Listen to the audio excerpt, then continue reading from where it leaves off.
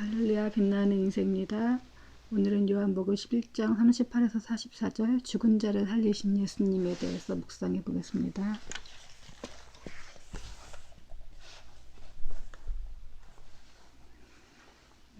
예수께서는 다시금 속으로 비통하게 여기시며 무덤 쪽으로 가셨습니다. 무덤은 입구를 돌로 막아놓은 동굴이었습니다. 예수께서 말씀하셨습니다. 돌을 옮겨 놓아라. 죽은 사람의 누이 마르다가 말했습니다.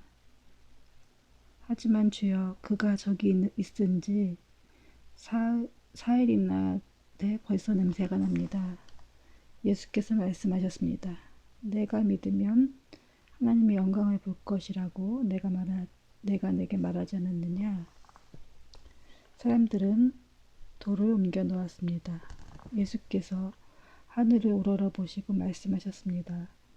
아버지여, 아버지께서 내 말을 들어주신 것을 감사합니다. 아버지께서는 언제나 내 말을 들어주신다는 것을 내가 압니다. 그러나 지금 이렇게 말하는 것은 여기 둘러서 있는 사람들을 위해서입니다.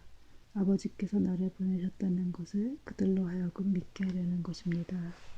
예수께서 이렇게 말씀하시고 큰 소리로 외치셨습니다. 나사로야, 나오너라. 죽었던 나사로가 나왔습니다. 그의 손과 발은 배에 감겨 있었고 얼굴은 천으로 쌓여 있었습니다. 예수께서 그들에게 말씀하셨습니다. 그를 풀어주어 다닐 수 있게 하라. 예. 오늘 이제 이 죽은 나사로를 살리시는 이 사건은 예수님이 그 다음에 나오지만 예수님이 또 십자가에 죽게 되는 또 결정적인 사건이 됩니다. 예수님이 죽은 자를 살리셨다는 것은 보통 인간이 할 수 있는 일이 아니죠. 신의 영역의 일이죠.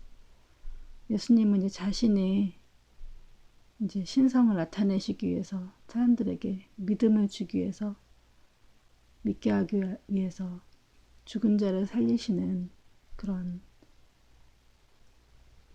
이제 기적을 나타내 보이셨던 것 같습니다. 예수께서는 다시 속으로 비통하게 여기시며 무덤 쪽으로 가셨습니다. 무덤은 입구를 돌로 막아 놓은 동굴이었습니다. 예. 예수님은 이제 좀 아이러니한 게 앞에서도 보면은 예수님이 이제 나사로가 죽은 것을 보면서 눈물을 흘리셨다고 했고 다시 살릴 것을 아시지만 왜 비통하게 여기셨을까 좀 의문이 들죠.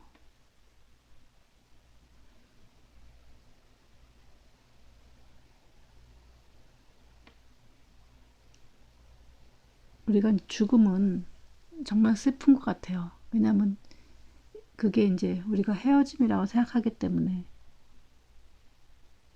슬프죠.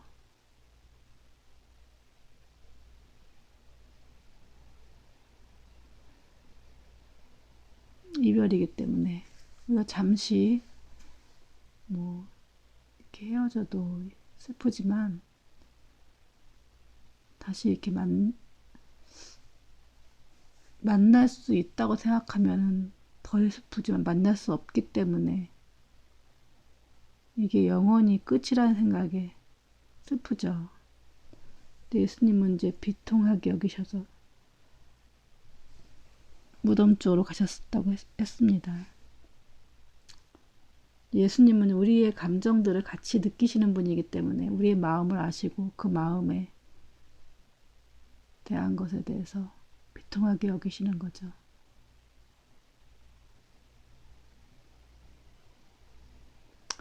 우리를 죄에서 구원해 줄 뿐만 아니라 우리가 사망이라는 죽음이라는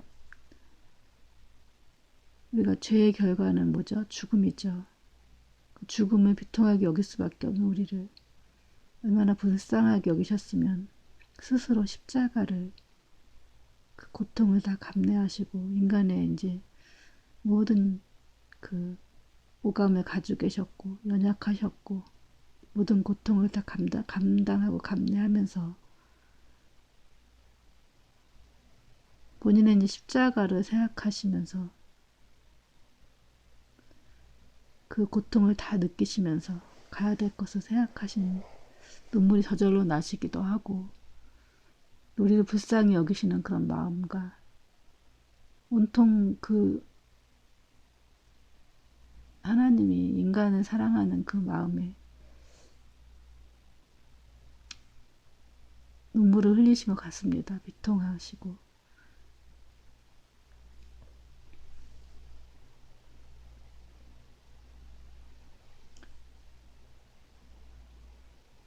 우리가 이제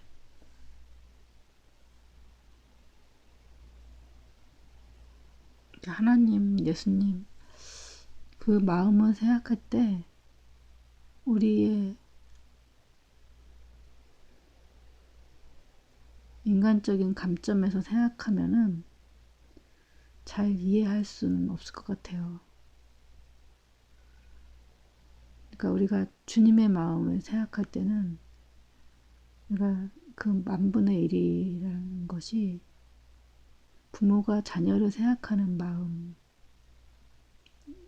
우리가 부모가 자녀를 생각할 때 엄청나게 애통하고 자녀가 아플 때 함께 울고 차라리 내가 아팠으면 좋겠다. 내 생명이라도 아깝지 않다. 이런 마음이 들죠. 근데 그게 우리가 주님이 우리를 향해 느끼는 마음이라는 거예요.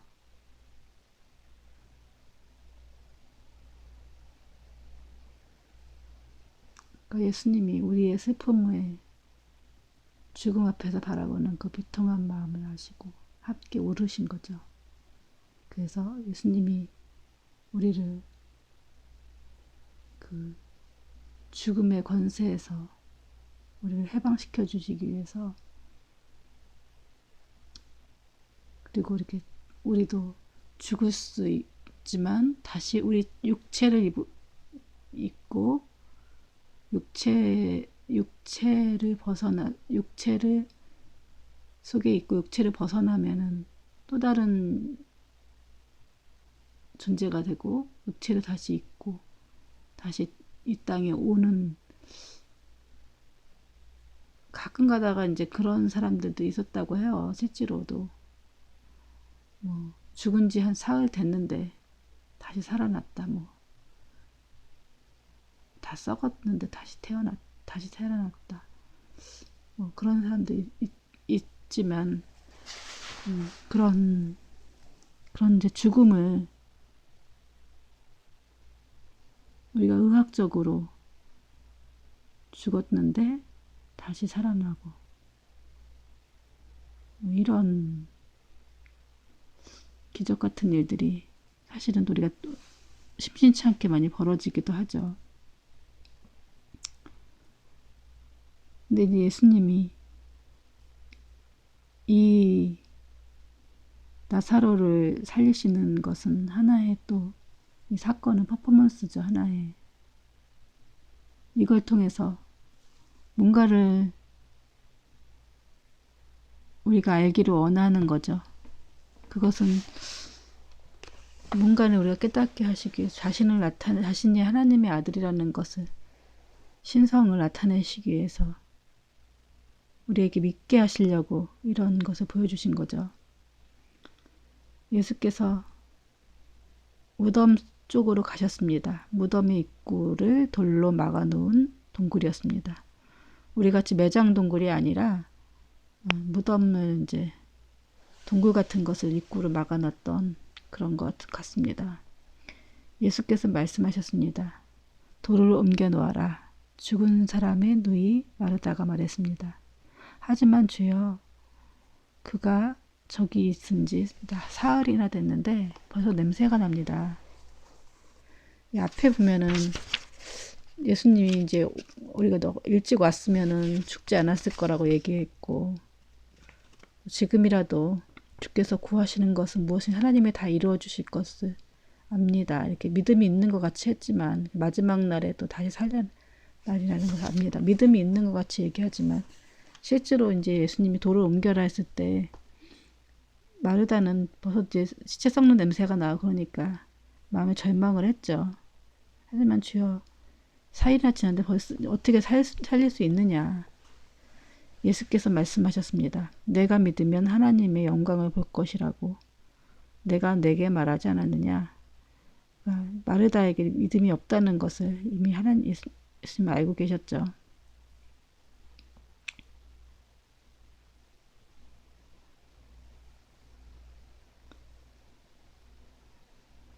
근데 이제 우리의 이제 믿음이라는 거는 이래서 뭐 점점 자라나는 거죠.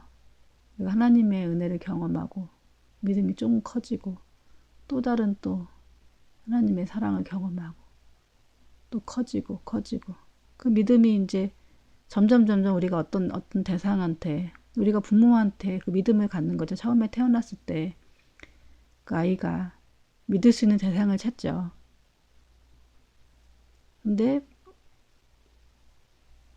내가 울었을 때 누군가에게 나에게 젖을 먹여주고 기저귀를 갈아주고 그 존재한테 온전히 믿음을 갖죠. 근데 엄마가 아무리 울어도 이거를 가려주지도 않고 이러면 그 믿음의 대상이 아무래도 믿음이 약해지죠. 그런 것처럼 우리가 하나님을 믿는다는 거는 우리가 믿는다 한다고 해서 되는 문제는 아니라는 거예요. 서로 쌍방에 이제 물론 하나님 편에서 오는 것도 있지만 우리도 우리 안에서도 그 대상을 향한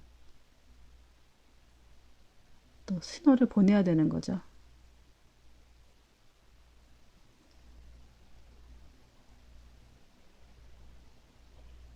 그리고 우리가 믿으면 그러니까 우리 안에 이제 믿음이 없다는 건 우리가 그분에 대한 전적인 신뢰가 없는 것도 우리의 잘못이기도 하죠. 그분한테 신호가 없지만 우리가 연결되지 않기 때문에 끊임없이 구하거나 이렇게 그분한테 이렇게 뭔가를 이렇게 기도하지 않으면은 우리가 할 수 있는 거는 기도라는 것은 우리가 연결시키는 거죠. 어떤 것을 구할 때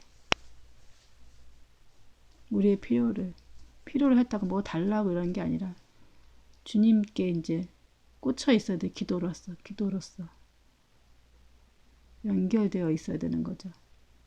부모와 이렇게 자식이 뱃속에 떨어져 있지만 계속 연결이 되죠. 자랄 때까지 부모가 계속 그 아이한테 교육적인 일들을 하고 아이들은 또 부모를 통해서 자기의 이제 뭐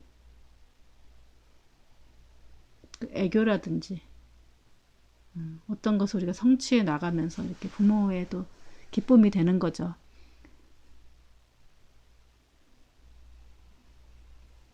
부모한테 계속 미운 짓만 하면은 또 부모가 우리를 신뢰하지 않고 이렇게 되면은 부모와의 관계가 온전하지가 않죠. 그러니까 이런 게 이제 서로 깨지면은 서로 힘든 상황이 돼요. 저희 이제 큰오빠하고 저희 어머니하고 좀 그런 관계였었는데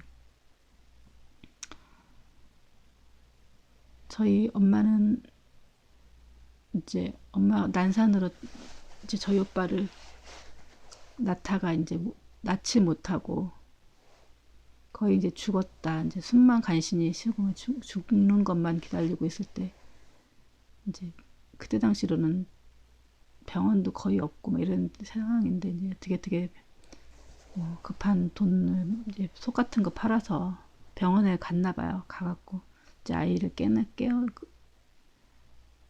끄집어내 어떻게 아이를 이제 끄집어내고 엄마는 이제 한 2달 있다 깨어났는데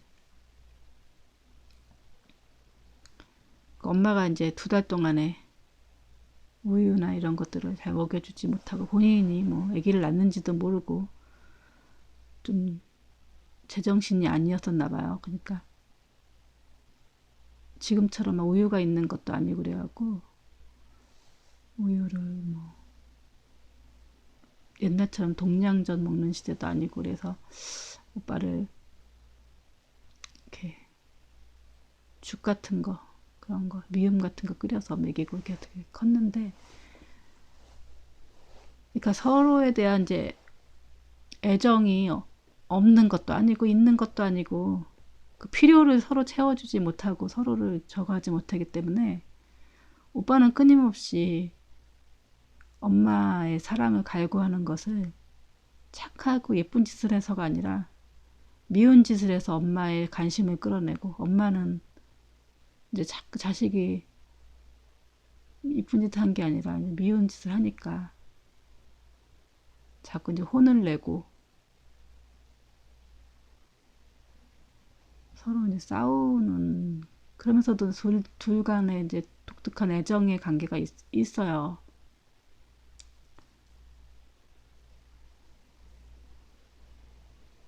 그래서 오빠가 해달라는 건 다 해주면서도 또 차갑게 대하고 오빠는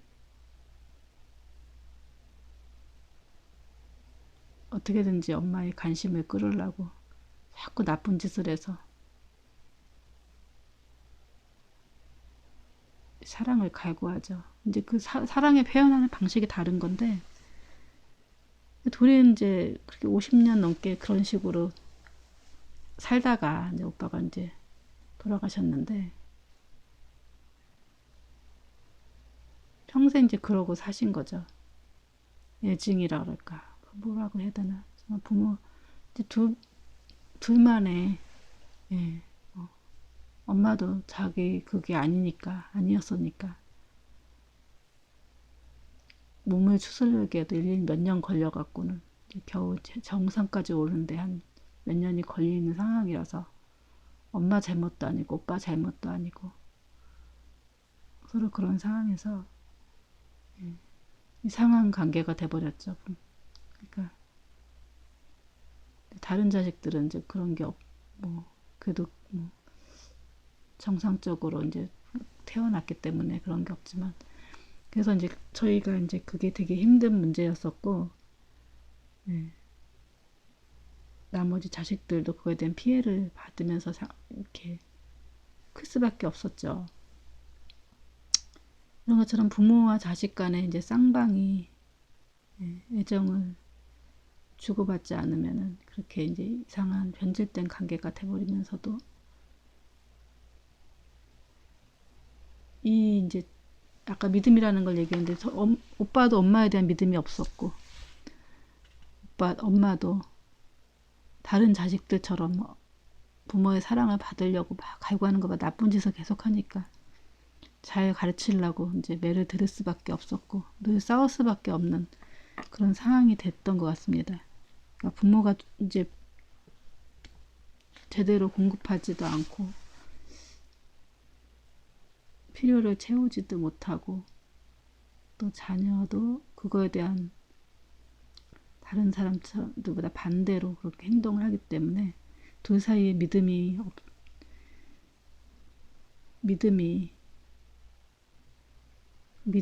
해야 되나요? 뭐라고 해야 되나요? 그걸.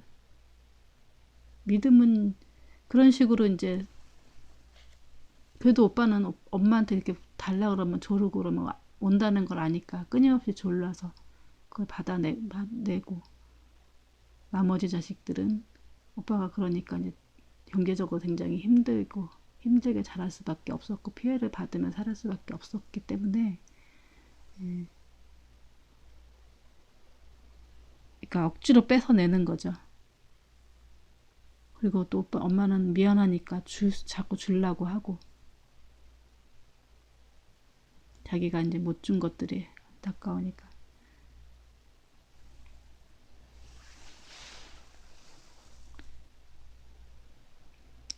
그런 것처럼 하나님과 우리 인간과 관계가 이제 또 바람직하지 못하면은 다 이제 하나님만의 다 인간들 왜 우리도 여러 자식이 있지만 부모와 다 오남매인데 부모와의 관계가 다 달라요. 다 달라요. 그런 것처럼 하나님과 여러분들 관계가 70억 명 있으면은 여기 이제 수많은 인류들이 왔다 갔겠죠. 이 지구에. 하나님과의 관계가 다 다르죠. 어떤 사람은 애착이 잘 형성이 돼서 부모와의 관계가 또 막 친하고 이렇게 사람도 있지만, 어떤 사람은 우리 큰오빠가 이런 관계도 막 있고, 어떤 사람은 부모를 떠나서 부모를 완전히 떠난 사람도 있고, 부모의 일방적인 짝사랑일 수도 있고, 이게 사람마다 다 다르죠. 그러니까 이걸 이제 믿음을 설명하려고 했던 건데, 이 믿음이 예, 각자 이제 다르다. 그러니까 우리가 믿음이라는 것을 기독교에서는 되게 많이 강조를 하죠. 믿음의 자손이라는 말도 있고, 믿음이라는 것을, 우리의 믿음이라는 것이, 제가 말씀하려고 하는 건 이제 각자 형성된 믿음이, 부모와 자식 간의 관계가, 우리도 부모님 두 분 있으면 큰오빠의 관계가 다르고, 언니와의 또 엄마의 관계가 다르고, 작은오빠와 나가 다르고, 나와 또 우리 엄마의 관계가 다르고, 이게 다 믿음이 이제 달라요. 자식도 반응하는 자식이 다르고, 또 응답하는 자식이 있고,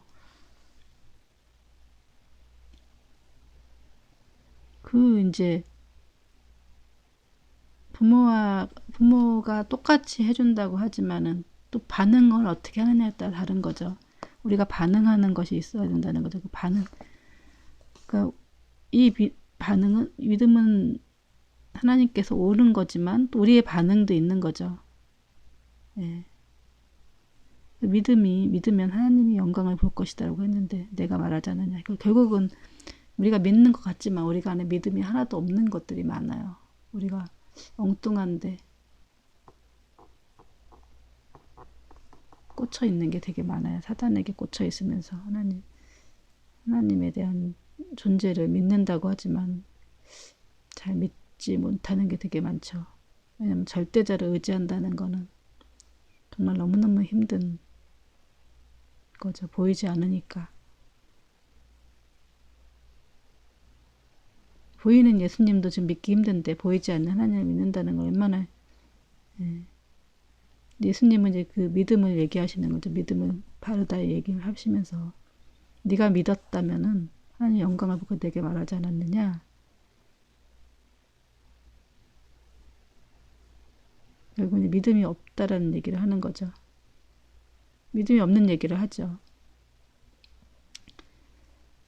사람들은 돌을 옮겨 놓았습니다.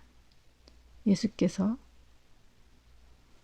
하늘을 우러러 보시고 말씀하셨습니다. 아버지여, 아버지께서 내 말을 들어주신 것을 감사합니다. 이미 이제 주신 것을 믿고 감사하는 거죠. 아버지께서 언제나 내 말을 들어주신다는 것을 내가 압니다. 그러나 지금 이렇게 말하는 것은 여기 둘러서 있는 사람들을 위해서입니다. 아버지께서 나를 보내셨다는 것을 그들로 하여금 믿게 하려는 것입니다.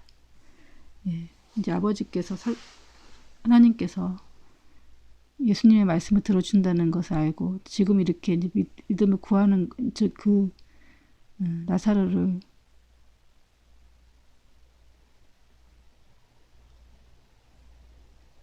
말하는 것, 이제 구하는 것을 말하는 거를 이제 사람들 앞에서 이제 기도를 하는 거죠.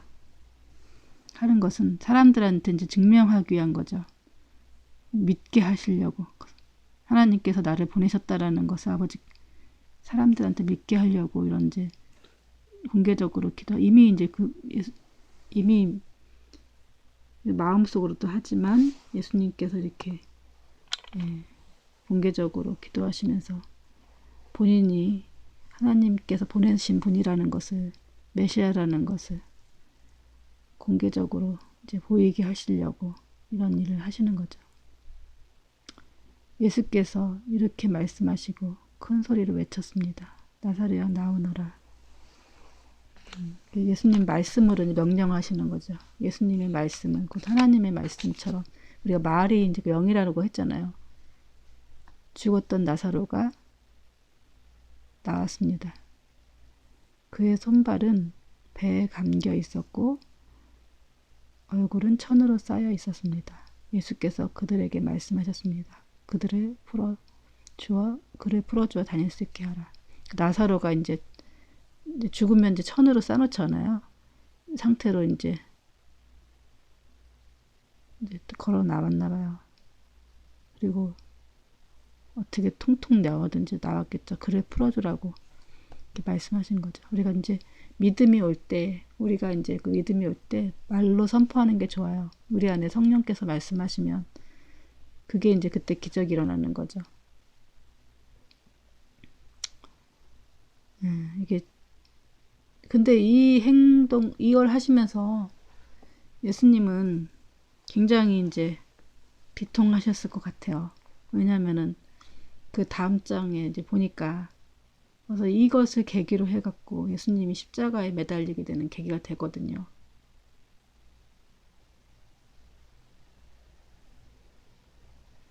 많은 사람들이 이제 본인의 메시아됨을 믿게 하기 위해서 본인이 스스로 이제 이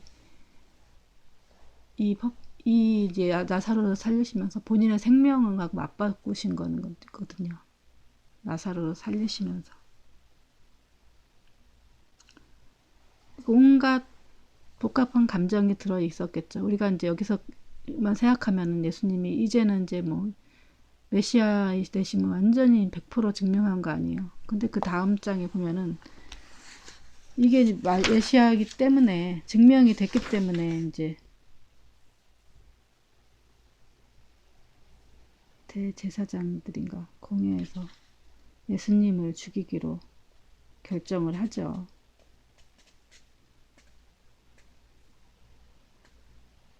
그러니까 만약에 여기는 미리 보자면 만약 이대로 내버려 두었다가 모든 사람이 그를 믿게 될 것입니다. 그러면 로마 사람들이 와서 우리 땅과 민족을 빼앗아 버릴 것입니다.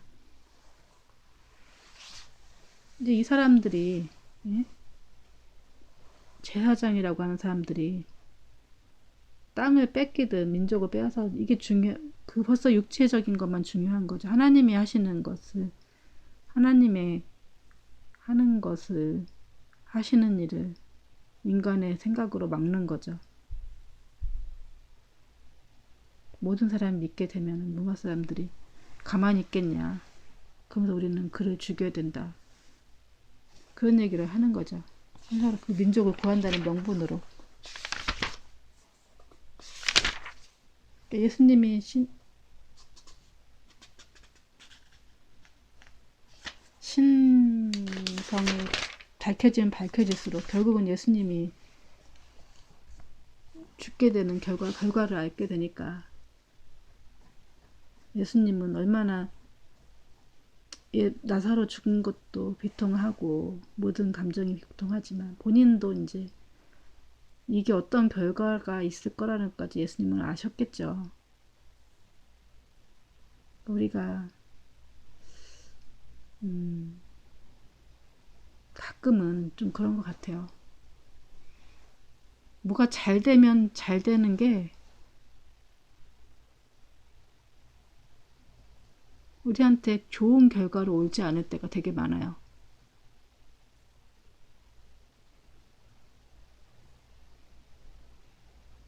그러니까 내가 이제 하나님의 이런 경험을 했고 이제 그런 기적을 체험했다고 치자고요. 그래서 내가 너무 감사하고 그러니까 이제 그것에 대해서 간증을 하죠. 사람들한테. 그때 거의 받을 만한 그런 사람이 아니면 그 사람은 나를 이상한 사람으로 보거나 나를 시기 질투해요. 여러분은 뭐 응? 여러분 자식이 아닌 옆집 자식이 1등 했다 그러면은 기분 좋으시겠어요? 그러니까 그 사람 속에서 다른 사람 보통 인지상정이 다른 사람의 잘 되는 걸 좋아하지 않죠. 그래서 그 사람의 잘 되는 걸 좋아하지 않는다는 거는 그 사람 속에 사단이 역사한다는 뜻이죠. 물론 이제 크리스찬들은 그 사람 성령이 임한 사람들은 다른 사람이 잘 되는 걸 기뻐하죠. 그것만 봐도 우리가 함부로 자랑하고 이런 아무데서나 간증하고 자랑하면 안 되는 것 같습니다. 왜냐하면 다른 사람들이